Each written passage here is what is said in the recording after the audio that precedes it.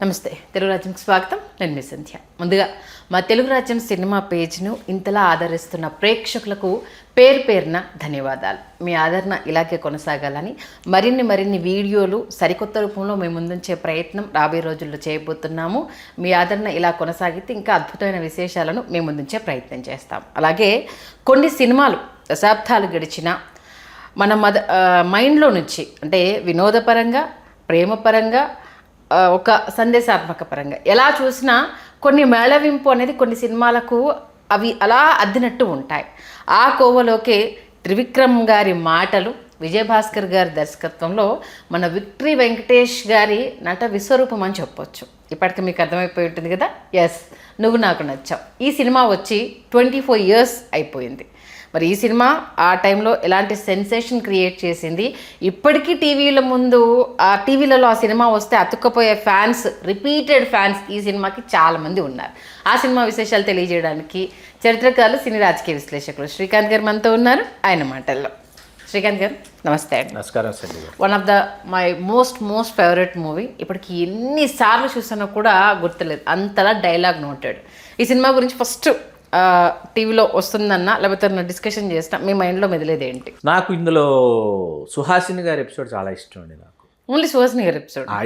ఆ ఎపిసోడ్ చాలా ఇష్టం నాకు. అంటే అమ్మాయి స్ట్రగుల్ గురించేనా లేకపోతే? కాదు, సుహాసిని గారి ఎపిసోడ్ చాలా ఇష్టం. ఆవిడ రాలేక నిశ్చితార్థానికి, తర్వాత వచ్చి నిశ్చితార్థానికి ఎందుకు రాలేదు ఆర్తి అగర్వాల్ అలిగి, ఆ తర్వాత ఏంటంటే మీ మామయ్య పంపించాలి కదమ్మా, అనుమతి ఇవ్వాలి కదమ్మా అని చెప్పేటటువంటి సంభాషణలు నాకు ఎప్పటికీ చాలా ఇష్టం. అందుకే నన్ను అమ్మాయి స్ట్రగుల్ గురించి అనేసని, ఎందుకంటే దాంట్లో ఒక పెళ్ళి అయిన తర్వాత ఆడపిల్ల స్ట్రగుల్ ఎలా ఉంటుంది అన్న ఆ మెయిన్ ఉండేదంతా దాంట్లోనే కదా. ఆ సినిమా మొత్తానికి ఏంటంటే చాలామంది మహిళా ప్రేక్షకులకి వాళ్ళు తమను తాము కనెక్ట్ చేసుకున్నటువంటి సీన్స్ సుహాసిని గారి సీన్స్. ఎందుకంటే ఆర్తి అగర్వాల్ అడుగుతుంది, మామయ్య మంచివాడు కాదా అత్తయ్య అంటే, మంచివాడు కాదు, చెడ్డవాడు కాదు, మొగుడు అంతే అంటుంది అనమాట. అవును. అట్లాగా మొట్టమొదట కథ త్రివిక్రమ్ గారు వినిపించినప్పుడు ఆ హాల్లో నిర్మాత స్రవంతి రవికిషోర్ గారు, దర్శకులు విజయభాస్కర్ గారితో పాటు దాదాపు ఆఫీస్ బాయ్తో సహా అందరూ ఉండి కథ వినటం జరిగింది. జరిగిన ప్రతి ఒక్కరూ కొంతమంది ముసిముసి నవ్వులు నవ్వుతూ ఉంటే, కొందరు పగలబడి నవ్వుతున్నటువంటి పరిస్థితి. కథ పూర్తయిన తర్వాత విజయభాస్కర్ గారు లేచి ఇద్దరిని, త్రివిక్రమ్ గారిని, విజయభాస్కర్ గారిని ఇద్దరిని స్రవంతి రవికిషోర్ గారు కౌగిలించుకొని, కథ నాకు విపరీతంగా నచ్చింది, ఇదంతా నువ్వు కావాలి కంటే ముందు. ఓకే. నచ్చిన తర్వాత నువ్వు కావాలి ఒకవైపు ప్రశాంతంగా షూటింగ్ జరుగుతోంది, చేస్తే గీస్తే వీళ్ళతోనే సినిమా తీయాలని వాళ్ళకి ఆయన చెక్కులు కూడా ఇచ్చేశారు. ఎవరు? స్రవంతి రవికిషోర్ గారు. వీళ్ళతో తదుపరి సినిమా వీళ్ళతోనే చేయాలి. ఎందుకంటే ఉషా కిరణ్ మూవీస్కి అది మలయాళం సినిమా, నువ్వే కావాలి మలయాళం రీమేక్. దాన్ని తెలుగు నేటివిటీకి అద్భుతంగా తీర్చిదిద్ది ఆ సినిమా నిర్వహణ బాధ్యతలన్నీ స్రవంతి రవికిషోర్ గారికి రామోజీరావు గారు అప్పచెప్పారు. నువ్వే కావాలి విడుదల కావటం, విజయదుందువి మ్రోగించడం, ఇవన్నీ పూర్తి అయిపోయిన తర్వాత ఇప్పుడు శ్రీనివాస్ అపార్ట్మెంట్, మన శ్రీనగర్ కాలనీలో ఉన్న శ్రీనివాస్ అపార్ట్మెంట్లో 2nd floor స్రవంతి రవికిషోర్ గారి ఆఫీసు. అక్కడ ఇప్పుడు 2 నెలలు త్రివిక్రమ గారు కూర్చొని డైలాగ్ వెర్షన్ రెడీ చేశారు. డైలాగ్ వెర్షన్ రెడీ చేసి మళ్ళీ అందరినీ కూర్చోబెట్టుకొని మళ్ళీ అందరికి వినిపించారనమాట. వినిపించేసిన తర్వాత అసలు ఆయన బ్రీఫ్ కేస్ ఉంటుంది, ప్రతి నిర్మాత దగ్గర ఒక బ్రీఫ్ కేస్ వాళ్ళ టేబుల్ మీద ఉంటుంది. దాంట్లో చెక్ బుక్లు, కొంత క్యాషు, కొన్ని అగ్రిమెంట్స్, తర్వాత లెటర్ హెడ్స్, స్టాంప్ ప్యాడ్స్, పెన్నులు ఇవన్నీ ఉంటాయన్నమాట. అన్నీ తీసేసి స్రవంతి రవికిషోర్ గారు ఈ స్క్రిప్ట్ మాత్రం దాంట్లో పెట్టుకొని, ఆ బ్రీఫ్ కేస్ ఎక్కడికి వెళ్ళినా కారులో ఉంటే కారులో ఉంటుంది, ఆయన ఎక్కడికి వెళ్ళినా ఆయన బెడ్రూమ్లోకి వెళ్తే బెడ్రూమ్లో ఉంటుంది. తీసి స్క్రిప్ట్ చదువుకుంటుంటాడంట ఆయన. స్క్రిప్ట్ పూర్తయిన తర్వాత ఆయనకు అంతగా నచ్చేసింది స్క్రిప్ట్. ఎందుకంటే ఆయనకు ప్రతి సన్నివేశం కంటతా వచ్చిన తర్వాత ఇప్పుడు హీరో ఎవరికి రాసి పెట్టింది ఈ సినిమా అన్న తర్వాత సురేష్ బాబు గారిని దగ్గర నుంచి కబురు వచ్చింది స్రవంతి రవికిషోర్ గారికి. ఎందుకంటే స్రవంతి రవికిషోర్ గారి దగ్గర వీళ్ళిద్దరూ ఉన్నారు. నువ్వే కావాలంటే కనీ వినీరు కానీ భారీ ఘన విజయం అందించిన తర్వాత విజయభాస్కర్ గారు, త్రివిక్రమ్ గారు ఇద్దరు స్రవంతి రవికిషోర్ గారి దగ్గర ఉన్నారు అని తెలుసుకుని సురేష్ బాబు గారు ఏమని కబురు చేశారంటే, వెంకటేష్ గారు సిద్ధంగా ఉన్నారు వీళ్ళిద్దరితో సినిమా చేయడానికి అని తెలిసిన వెంటనే వెంకటేష్ గారికి వెళ్ళి వినిపించిన తర్వాత వెంకటేష్ గారు అసలు వాటే లవ్లీ క్యారెక్టరైజేషన్ అని చెప్పి ఆయన ఆనందపడిపోయి, ఆయన ఒకటే ఒక సందేహం వచ్చింది వెంకటేష్ గారికి. 2nd half ఏదైతే ఉందో, 2nd half మొత్తం ఒకే ఇంట్లో నాన్ స్టాప్గా back to back scenes, first half కాకుండా ఫస్ట్ హాఫ్ తర్వాత 2nd half కూడా సీన్స్ వెళ్ళిపోతున్నాయి.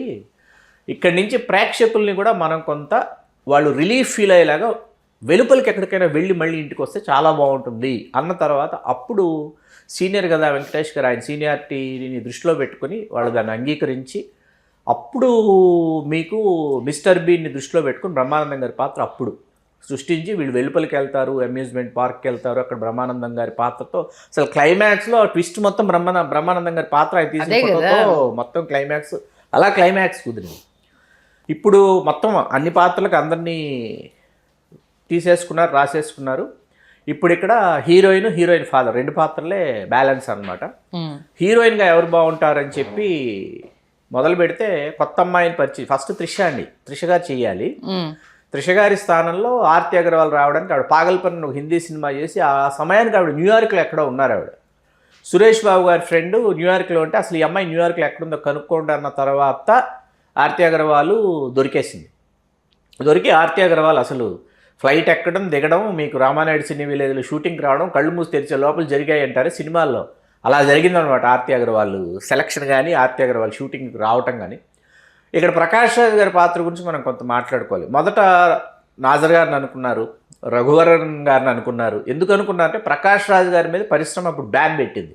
ప్రకాష్ రాజ్ గారిని సినిమాల్లోకి తీసుకోకూడదని బ్యాన్ పెట్టిన తర్వాత ఏంటంటే లేదు ఈ పాత్ర ప్రకాష్ రాజ్ గారు చేస్తేనే ఈ సినిమా నెక్స్ట్ లెవెల్కి వెళ్తుంది, వేరే ఎవరు చేసినా నెక్స్ట్ లెవెల్కి వెళ్ళదు అని త్రివిక్రమ్ గారు గట్టిగా నమ్మారు. నమ్మి సురేష్ బాబు గారు, విజయభాస్కర్ గారు, త్రివిక్రమ్ గారు కూర్చుని మాట్లాడుకుంది ఏంటంటే ఓ పని చేద్దాం, అసలు ప్రకాష్ రాజు గారు లేని సన్నివేశాలన్నీ తీసేద్దాం, ముందు అన్ని సన్నివేశాలు తీసేద్దాం, పాటలతో సహా తీసేసిన తర్వాత అప్పుడు ఏమవుతుందో చూసి అప్పుడు మనం ఎవరిని తీసుకోవాలో ఆలోచిద్దామని అట్లా నాన్ స్టాప్ 64 రోజులు షూటింగ్ అండి పాటలతో సహా. ఓకే. ఈ నాన్ స్టాప్ 64 రోజులు షూటింగ్లు ఏంటంటే ఇక్కడ మొత్తం అందరు ఆర్టిస్టులు కాంబినేషన్ సీన్స్ రామానాయుడు సినీ విలేజ్లో అప్పట్లో 60 లక్షల రూపాయలు వేశారు హౌస్ సెట్ మొత్తం. అక్కడ జరుగుతుండగా ఏమైందంటే మీకు వీళ్ళు న్యూజిలాండ్ వెళ్ళాలి పాటలకి న్యూజిలాండే వెళ్ళాలి. ఒక్కసారి చెప్పలేవా ఈ పాటలన్నీ న్యూజిలాండ్ వెళ్ళి చేయాలన్నమాట.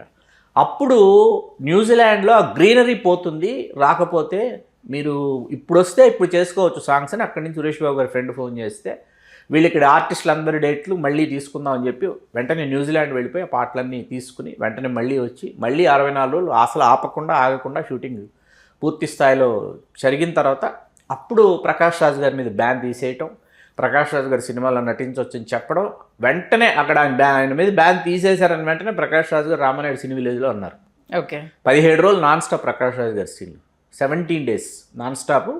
మొత్తం షూటింగ్ పూర్తయిన తర్వాత ఏంటంటే అసలు ఈ 64 రోజులు ప్లస్ 17 రోజులు అసలు ఎలా అసలు ఇది పిక్నిక్ వచ్చామా లేకపోతే ఏదైనా వనభోజనానికి వచ్చామా అన్నట్టు జరిగిందంటే షూటింగ్ అంత స్మూత్గా అనమాట. అంటే వెల్ డీటెయిల్డ్ స్క్రిప్టు. మీకు ఊటీకి వెళ్ళారు, న్యూజిలాండ్కి వెళ్ళారు, రామానాయుడు సినీ విలేజ్ ఎక్కడ చేయలేదు చెప్పండి. అసలు మద్రాసులో చేశారు ఒక 3 రోజులు షూటింగ్. ఎక్కడ అసలు మీకు ఎక్కడ ఆగడం కానీ లేకపోతే ఆలోచించుకోవడం కానీ. సినిమా మొత్తానికండి మీకు మల్లికార్జునరావు గారు, బాబుమోహన్ గారు ఇంటికి వస్తారు భోజనానికి. వస్తే ఏంటంటే వాళ్ళు ఎవరు ఏమవుతారో అసలు వాళ్ళు ఎందుకు ఎట్లా ఏ విధంగా బంధువు అవుతారన్నది ఇది సాధారణంగా ఏంటంటే పెళ్లి సంబంధాలు కుదిరిన తర్వాత ఎక్కడైనా సరే పందిట్లో కానీ లేకపోతే ముందు కానీ తర్వాత కానీ బంధువులందరూ అక్కడే ఉంటారు. ఎవరికి ఏమవుతారో ఎవరికీ తెలియదు అనమాట. కొత్తగా పెళ్ళి కొత్త సంబంధాలు కలిసినప్పుడు చాలా విచిత్రమైనటువంటి వాతావరణం ఉంటుంది. ఎవరికి మనం మర్యాద ఇవ్వాలో తెలియదు, ఎవరు అన్ఇంపార్టెంటో తెలియదు, ఎవరు చాలా ఇంపార్టెంటో తెలియదు, చాలా విచిత్రంగా ఉంటుంది. దాన్ని ప్రతిఫలించడానికి ఆ సన్నివేశం పూర్తిగా వాళ్ళు వచ్చి అసలు వెజిటేరియన్ కాదు నాన్ వెజిటేరియన్ ఎక్స్పెక్ట్ చేస్తారు. వాళ్ళు కక్క ముక్క తినకుండా వెళితే మనల్ని అంటారని బాబుమోహన్ గారు చాలా అమాయకంగా చెప్తాడు. ఆయన అమాయకంగా చెప్పడం ఏమేం కావాలి అని అంటే నాకైనా నీకు లేదా గ్యాస్ ఎసిడిటీ అంటూ ఒకరికొకరు చెప్పుకోవడము, అంటే ఆ లిస్ట్ చాందాడంత లిస్ట్ చెప్పడము, అమ్మాయిని చూస్తుంటే 100 మందికి వండి పెట్టేలా ఉందిలే అనేసి అనడం. అవును. సునీల్ గారి కెరీర్లో బిగ్గెస్ట్ బ్రేక్ అంటే బిగ్ బ్రేక్ త్రూ అంటారా అలాంటి క్యారెక్టర్ బంతి. అవును. ఏ పాత్ర అసలు సుదీప అమ్మాయి చెల్లెలుగా చేసిన సుదీప మొదటి సినిమా అయినప్పటికీ ఆ తర్వాత ఎంత బిజీ ఆర్టిస్ట్ సుదీప అన్నది మనందరికీ తెలుసు. ఇవాళ ఆర్తి అగర్వాల్ లేని లోటు మనకు ఆర్తి అగర్వాల్ చిక్కిపోతే ఎలా ఉంటారో అలా ఉన్న శ్రీలీలగా తీరుస్తున్నాను అనుకోవాలి. ఇద్దరు ఒకేలా ఉంటారు, మీరు ఒకసారి పరిశీలిస్తే. ఈ సినిమాలో ఆర్తి అగర్వాల్ కనిపించిన అంత అందంగా తర్వాత ఒక 2 సినిమాలు ఉంటుంది. బట్ ఈచ్ అండ్ ఎవ్రీ సీన్లో మెట్ల మించి దిక్కుంటూ వస్తున్నప్పుడు కావచ్చు, పాటలు అంటే వెంకటేష్ గారు పువ్విచ్చిన తర్వాత తను మెట్ల మించి దిక్కుంటూ వస్తే వెంకటేష్ గారు అలానే చూస్తూ ఉంటారు. ఎంత అందంగా ఉంది ఆర్తి అగర్వాల్ అనేసి ప్రతి ఒక్క సీన్లో తను ఎంత అద్భుతంగా చూపించారో అంత అద్భుతంగా చూపించారు. నాకు మెయిన్ ఎంటైర్ సినిమాలో కామెడీ ఎక్కడ మిస్ అవ్వకుండా ప్యాకెట్ ఆడుతూ ఉంటే ఎంఎస్ నారాయణ కార్డ్స్ తడుపుతూ ఉంటారే, కార్డ్స్ తడుస్తున్నాయి అంటే ఏంటంటే ఏదో వాళ్ళ ఇంట్లో కూడా తీసుకొచ్చారు అనేసి అంటే ఇది ఇంట్లో కూడా అంటే సచిన్ టెండూల్కర్ మ్యాచ్ లేదని ఆడకుండా ఉంటారంటే ప్రాక్టీస్ పోతుంది, ఇది కూడా అంతేరా అని చెప్తూ రిలవెంట్గా మాట్లాడడం అనేది. మీకేంటంటే ఈ వ్యసన పరులు ఏంటంటే తమను తాము చాలా అద్భుతంగా సమర్థించుకుంటా ఉంటారండి.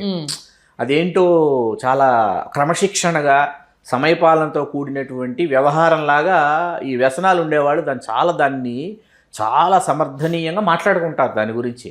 అట్లా ఆ పాత్ర ఎంఎస్ నారాయణ అసలు ఎందుకు అసలు ఏ పాత్ర పంతుల్ని కూడా వదిలిపెట్టాడు సార్. ఎందుకు మొన్న మా అన్నయ్య వచ్చాడు 2 నెలల 2 ముహూర్తాల సంభావనలో తీసేసారు. ఇప్పుడు మాది కూడా శాంతం నాకేద్దాం అనుకుంటున్నారు. ముహూర్తానికి ఇంకా గంట సమయం ఉంది, ఈ లోపు ఒక ఆటేద్దాం అంటాడు. అందులో శాఖరు అనేసి ప్రకాష్ రాజ్ గారు అన్న డైలాగ్ని ఎన్ని సందర్భాల్లో వాడారో నిజంగా డిఫరెంట్గా మ్యాన్టిజం అది. సూర్యకాంతం గారిని గోడ మీద చూసుకున్నా మనం ఇవాళకి ఆ సినిమాలో ఆవిడ పాత్రధారిణి అనిపిస్తుంది మనకి. ఆమె మీద ఒక కవిత్వం, అమ్మ ఓ అమ్మ తినడానికి తోడుకూర పంపించావు అనేసి అని, ఎందుకమ్మా ఇంత ఎర్లీగా చచ్చావు అనేసి తల్లి సెంటిమెంట్ను కూడా కామెడీ చేయడం అనేది, ఇప్పటికే కామెడీని జనాలు రిసీవ్ చేసుకోవడం, హ్యాపీగా నవ్వడం. ఇవాళ ఇప్పుడున్న జనరేషన్ పిల్లలు కూడా అండి తెలియకుండా నువ్వు నాకు నచ్చావు ఫ్యాన్స్ వాళ్ళు. అది వన్స్ ఒక్కసారి స్టార్ట్ అయిందంటే కొన్ని సినిమాస్ ఇప్పుడు వెంకటేష్ గారిది ఇంట్లో ఇల్లాలు వంటింట్లో ప్రియురాలు ఒకటి, అక్కడ అబ్బాయి గారు ఒకటి, నువ్వు నాకు నచ్చావు, మల్లీశ్వరి, ఈ 4 సినిమాలు స్టార్ట్ అయిన దగ్గర నుంచి ఎండ్ అయ్యేంత వరకు కంటిన్యూ మనం చూస్తూనే ఉంటాం. ఎందుకంటే అంత హిలీరియస్గా ఉంటాయి, ఎక్కడో దగ్గర సెంటిమెంట్ ఉంటుంది, లవ్ ఉంటుంది. వెంకటేష్ గారి సాంగ్స్ మెయిన్ కనెక్టివిటీలో ఆ సాంగ్స్ ప్రతి సినిమాలో, వెంకటేష్ గారి సినిమాలో ప్రతి సాంగ్ కనెక్టివిటీ అనేది.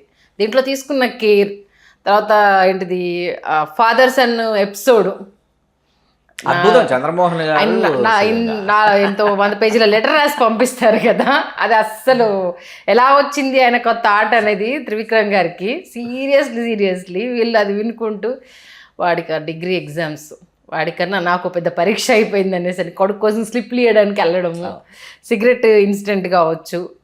మీకు సినిమా విడుదలైన తర్వాత ఏమైందంటే మొదటి 4 రోజులు ఏంటంటే యావరేజ్ టాక్ అండి, హిట్ టాక్ లేదు.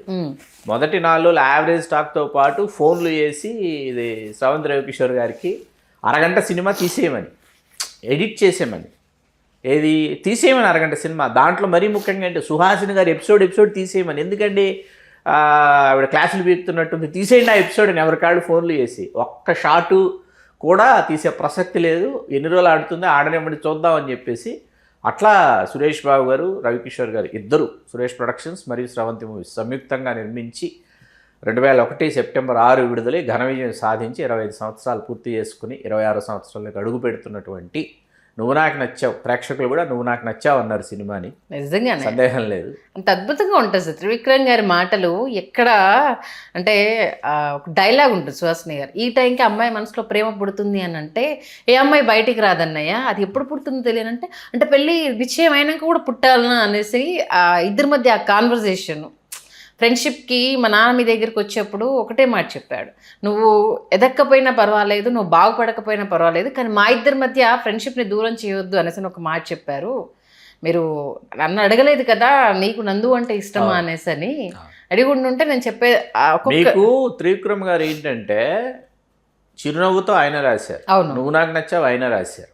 చిరునవ్వుతోలో ఇంటర్వెల్ దగ్గర చెప్తాడు, ఆ అమ్మాయి ఆల్రెడీ ఎంగేజ్డ్ అని తెలిసిన తర్వాత వచ్చి వేణు చెప్తాడు హీరోయిన్కి. ఇందులో ఆల్రెడీ ఎంగేజ్మెంట్ అయిపోయి వాళ్ళ ఇంట్లోకి వచ్చి వాళ్ళ ఇంట్లోనే ఉంటూ ఆ అమ్మాయి ఇతని మీద ప్రేమ పెంచుకుంటుందని ఇక్కడ చెప్తాడు. వీటిని ఇదే ఏది ఇక్కడే ఇంటర్వెల్ దగ్గర కూడా ఏది నువ్వు నాకు నచ్చావు చిరునవ్వుతో కూడా ఇంటర్వెల్లే. ఈ త్రివిక్రమ్ గారి స్కూల్ ఇది. సుకుమార్ గారి స్కూల్ ఏంటంటే ఈ రెండు చూసి సుకుమార్ గారు ఏమనుకున్నారంటే ఇంటర్వెల్ దాకా సాగదీయడం ఎందుకు, ముందే చెప్పేస్తే పోలాని ఆర్య రాస్తాడు ఆయన. ఓకే, వాళ్ళిద్దరూ ఆల్రెడీ బాబు ప్రేమించుకుంటున్నారు అంటే సరే నా ప్రేమ ఫీల్ అయితే చాలు, వాళ్ళు ప్రేమించుకోనండి, నేను కాదనట్లా, ఫీల్ మై లవ్, నా ప్రేమను ఫీల్ అవ్వు, నేను కూడా నేను ప్రేమిస్తున్నాను అంటాడు. ఇది సుకుమార్ అనమాట. అంటే ముందే ముడేసేస్తాడు సుకుమార్. ఈయన ఆ ముడేసి ఈ ముడేసి ఆ సన్నివేశం వేసి తర్వాత ఈ పాట వేసి ఆ కామెడీ సీన్ వేసి సంబంధం లేని ఆర్టిస్టులు వచ్చి ఎంత ఉంటుంది త్రివిక్రమ్ గారి స్కూల్. సుకుమార్ గారు అది కాదు, ముందే వేస్తాడు ముడి, ముందే వేసి ఇంకిప్పుడు ఆ చిక్కుముళ్ళు ఎలా విప్పుతానో చూడండి అంటాడు. అది సుకుమార్ గారి స్క్రీన్ ప్లే. పృథ్వీ గారి క్యారెక్టర్ ఫస్ట్ ఎవరిని అనుకున్నది? లేదు పృథ్వీ గారు. పృథ్వీ గారు భలే ఉంటుంది, నా కాసేపు భలే జోవియల్ గా ఉంటుంది. చాలా బాగా చేశారు. సాయంత్రం ఫంక్షన్ అయ్యేసరికి ముసలి బ్యాచ్ ఏది కనిపించొద్దని మన కోసమే పెట్టేశాను. క్లైమాక్స్ సాంగ్ అద్భుతం సార్, ఒక్కసారి చెప్పలేమా. లిరిక్స్ అద్భుతంగా ఉంటాయి సార్.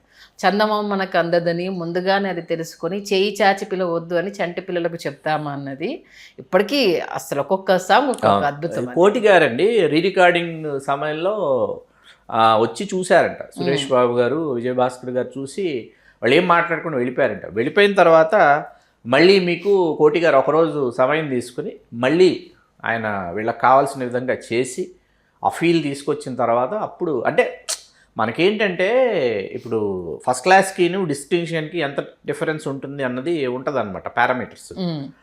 కొంతమంది ఏంటంటే ఫస్ట్ క్లాస్ దగ్గర ఆగిపోతారు, ఆగిపోయి అద్భుతం జరిగిపోయిందని అనుకుంటారు, కానీ డిస్టింక్షన్ ఒకటి ఉంటుంది అన్నది చాలా తక్కువ మంది తెలుసు. అది ఏం చేస్తారు. ఓకే, అలా రీ రికార్డింగ్లో డిస్టింక్షన్ లెవెల్లో నాట్ ఓన్లీ సాంగ్స్.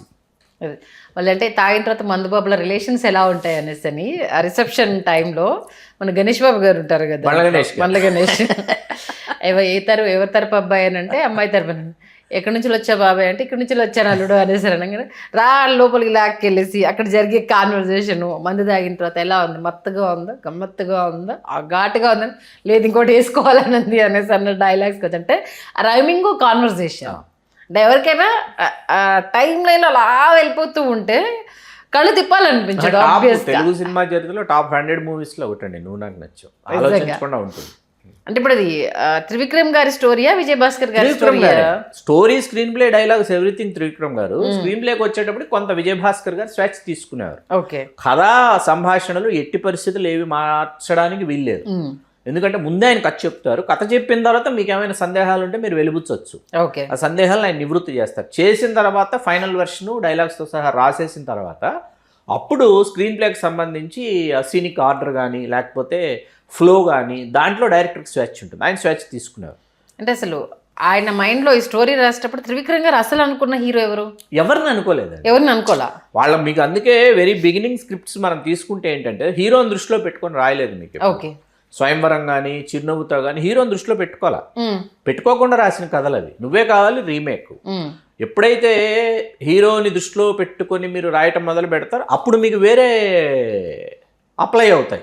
గుంటూరు కారం మీరు ఫిక్స్ అయ్యారు, ఫిక్స్ అయిన తర్వాత మీకు వచ్చే అవుట్పుట్లు వేరే వచ్చేస్తాయి. హీరో అనుకున్న తర్వాత ఈ ఎలివేషన్ లేకపోతే ఇట్లాంటివి ఏవేవో మీకు లెక్కలు వస్తాయి. ఈ లెక్కలు లేనప్పుడు రాసుకునే వాటిలోనే మీకు అద్భుతాలు జరుగుతాయి. ఓకే, అలా లెక్కలు వేసుకోలేదు కాబట్టి ఇంత అద్భుతమైన సినిమా ఇప్పటికీ ప్రేక్షక ఆదరణ పొందుతూ ఉంది. మంచి విశేషాలు తెలియజేశారు. ధన్యవాదాలు శ్రీకాంత్. ధన్యవాదాలు సంధ్య గారు. హలో, తెలుగు రాజ్యం ఛానల్ చూస్తున్నారా? సామాజిక, రాజకీయ, జీవన చిత్రణే తెలుగు రాజ్యం. అతిశయోక్తులు, అసత్యాలు ఉండవు. రాజకీయ కోణం కాదు, ప్రజా కోణమే కొలబద్ద. తెలుగు రాజ్యం వీక్షణ మీ ఉత్తమ అభిరుచికి నిదర్శనం.